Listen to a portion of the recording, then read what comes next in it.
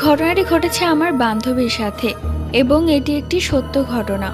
ওর ছেলের বয়স মাত্র 6 মাস। নতুন ফ্ল্যাটে ওঠার পর থেকে ওর ছেলেটা প্রচন্ড কান্না করত, সারাদিন কাঁদতো, রাতেও অনেক কাঁদতো। এরপর ফজর আজানের শব্দ কানে আসতেই কান্না চুপ করে ঘুমিয়ে পড়তো।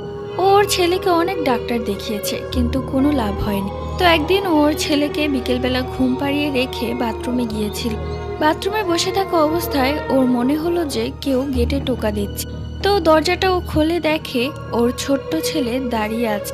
ওকে দেখেই দৌড়ে ওই রুমে চলে গেল, আর মুখে এক ভয়ঙ্কর হাসি।